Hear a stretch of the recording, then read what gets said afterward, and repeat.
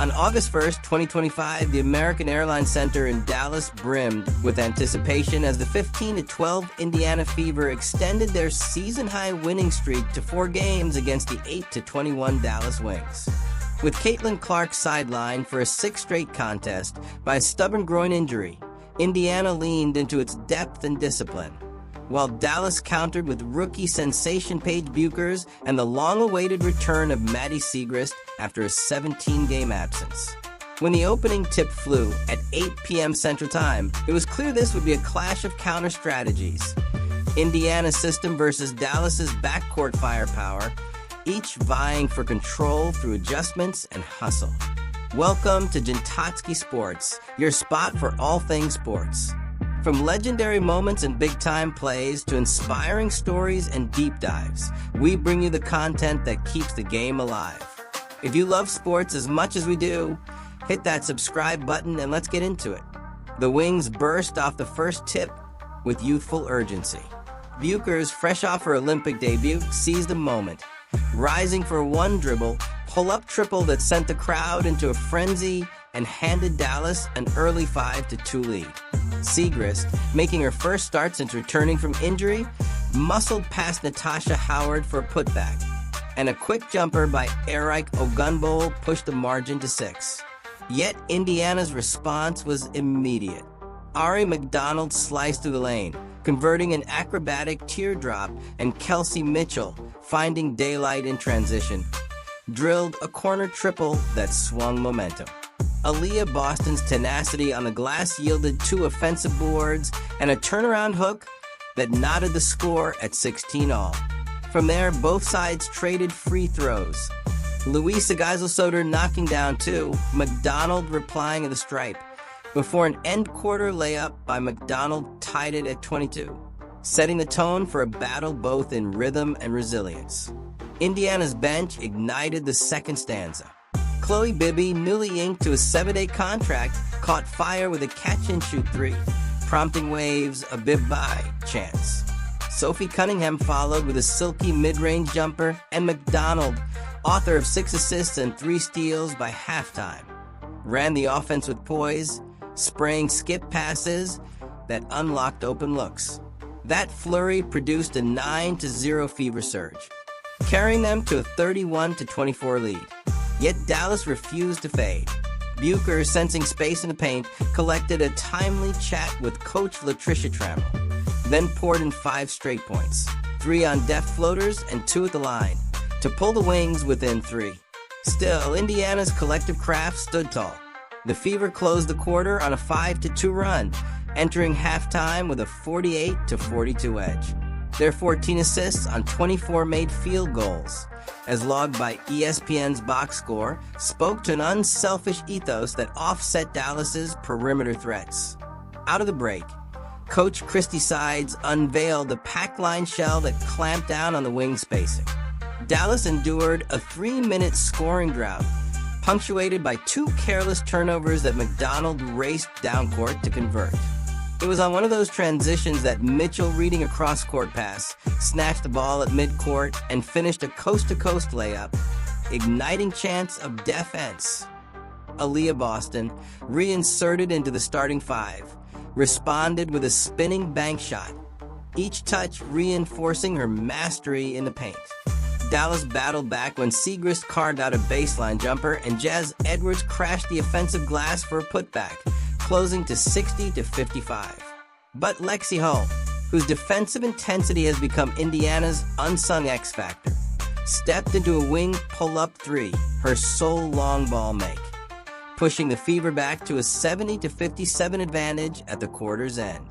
Over 24 minutes, Indiana's help side rotations had systematically dismantled Dallas's half-court sets, draining the Wings' confidence. Entering the final frame up 70-57, Indiana appeared poised to run away. Dallas, however, summoned veteran grit. Bueckers orchestrated a 9-2 blitz, knocking down a step-back triple and threading a dime to Ogunbowale for a layup, trimming the margin to 6. The Wings, playing at a frenetic pace, briefly regained breath, but Indiana's secondary playmakers stood firm. McDonald, relentless as ever, drove through a retreating perimeter and dished to Boston for a breakaway flush. And Mitchell's step-back triple re-stretched the lead. Segrist's back-to-back mid-ranges and Eric Ogunbol's crafty baseline runner cut it to 80-74, but the Fever's discipline held. Cunningham, rewarded for her late-game cuts, drew contact on a drive and hit 3 free throws in the final 90 seconds. When Howard's pull-down rebound led to a Crawford to Berger alley-oop with 10 seconds left, the margin was effectively sealed. The final horn sounded on an 88-78 Indiana road triumph, marking the Fever's 4th consecutive victory and their 8th win away from Cambridge. The turning point arrived in Indiana's defensive shift. After allowing 22 first-quarter points on 50% shooting, the Fever recalibrated to hold Dallas to just 37% from the field over the final 3 periods, forcing 23 turnovers that generated 31 transition points. Offensively, Indiana shot 40.8% overall, rifling in 12 threes and securing a plus 14 rebounding edge that translated to second-chance opportunities. Kelsey Mitchell led with 23 points and 4 triples. Aaliyah Boston recorded a 12-point, 11-rebound, 5-assist double-double, and Ari McDonald contributed 15 points, 6 assists, and 4 rebounds, a testament to her evolving playmaking. Dallas leaned on Buchers's 22 points and Segrist 9, but the Wings 2 for a 15 night from deep underscored a season-long shooting slump, while 19 turnovers hampered every rally. Indiana's greatest asset is its roster cohesion and tactical flexibility. Boston's low-post gravity commands double teams, springing cutters like Cunningham and McDonald for open jumpers, while Mitchell's pull-up proficiency stretches defenses horizontally. Coach Sides' mid-quarter switch to a pack-line shell demonstrated adaptability, stifling Dallas's spacing and generating easy breakdowns. However, without Clark's stabilizing presence, the Fever risked stagnation in half-court sets when opponents refused to chase in transition. Their three-point accuracy, though strong on this night, can wobble under heavy pressure. To evolve, Indiana should embed mid-range pick-and-pop actions for Boston and Hull, flaring them to the elbow to crack drop coverages and script staggered off-ball screens that fracture traps. Cementing offensive rebounding fundamentals will also sustain their second-chance identity against more physically imposing frontcourts. In post-game film sessions, Coach Sides will press pause on every successful pack-line rotation and forced turnover from the third quarter, translating those sequences into high-intensity shell drills. Practices will drill mid-quarter reset cues, show gap recover, until instincts sharpen. Offensively, the staff will install 2 new pick-and-pop series for Boston at the elbow, paired with staggered slip screens for Hull and Cunningham to exploit hedges. McDonald will lead simulated double-team scrimmages, honing steering and pull-up reads under duress. A rebounding clinic, emphasizing box-out technique and timed crash drills, will integrate outlet read patterns, forging a seamless board-to-break engine.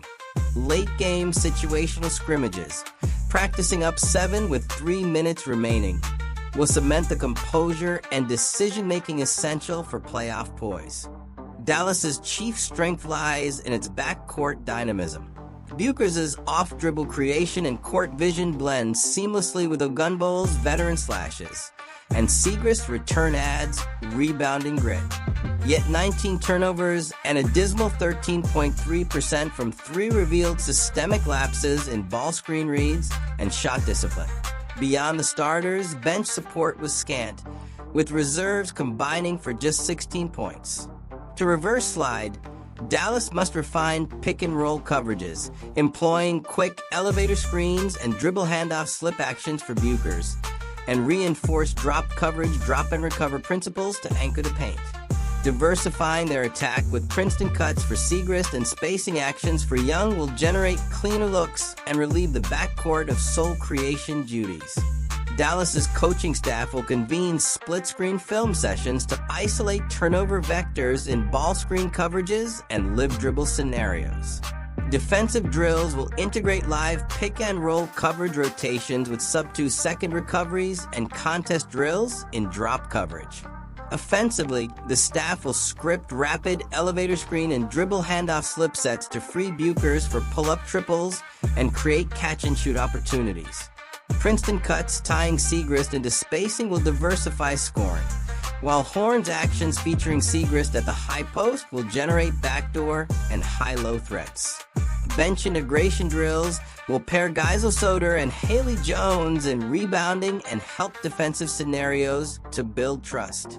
A targeted fatigue management blueprint, strategic timeouts, and staggered rest rotations will preserve energy for the season's decisive stretch.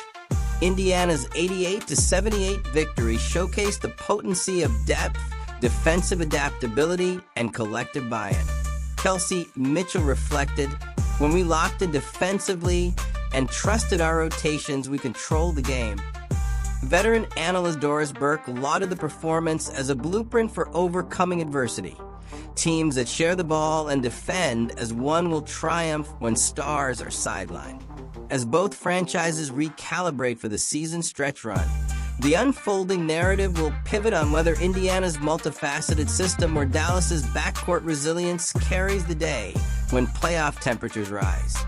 Thanks for watching Jintotsky Sports. If that video hit home or gave you something to think about, drop a like and let me know what you think in the comments. Don't forget to subscribe for more stories that bring the heart of sports to life. Until next time, stay inspired and keep chasing greatness.